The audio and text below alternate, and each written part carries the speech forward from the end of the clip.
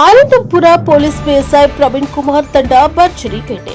ಗೋವು ಸಾಗಾಣಿಕೆಯ ವಾಹನ ಪೊಲೀಸ್ ವಶಕ್ಕೆ. ಆನಂದಪುರ ಪೊಲೀಸ್ ಠಾಣೆಯ ಪಿಎಸ್ಐ ಪ್ರವೀಣ್ ಕುಮಾರ್ ಹಾಗೂ ತಂಡದಿಂದ ಭರ್ಜರಿ ಕಾರ್ಯಾಚರಣೆಯಲ್ಲಿ ಯಶಸ್ವಿಯಾಗಿದ್ದಾರೆ.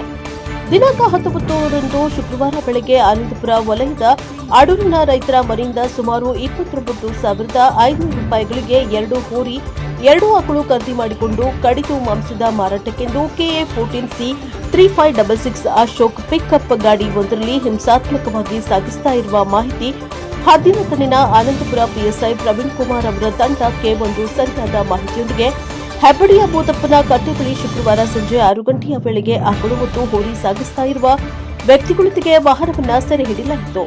ವಾಹನದಲ್ಲಿ ಬಸವಣ್ಣಯ್ಯಪ್ಪ, ವಾಹನ ಚಾಲಕ ಜಗದೀಶ ಇಬ್ಬರು ಉತ್ತಮ ಜಾತಿಯ ಲಿಂಗಾಯತ ಸಮಾಜಕ್ಕೆ ಸೇರಿದವರಾಗಿದ್ದು ಶಿಕಾರಿಪುರ ತಾಲೂಕಿನ ದಿಂಡದಹಳ್ಳಿ ಗ್ರಾಮದವರಾಗಿದ್ದಾರೆ ಎಂದು ಪೊಲೀಸರ ವರದಿಯಲ್ಲಿ ಖಚಿತಪಡಿಸಲಾಗಿದೆ. ವಾಹನ ಮತ್ತು ಹಸುವನ್ನ ಸಾಗಿಸ್ತಾ ಇರುವ ಇಬ್ಬರನ್ನ ಪೊಲೀಸ್ ವಶಕ್ಕೆ ಪಡಿಸಿಕೊಂಡು ಅವರ ಮೇಲೆ ಕೇಸು ದಾಖಲಿಸಲಾಗಿದೆ. Bureau reporter Ramesh DG, Press Power News, Shivamogga.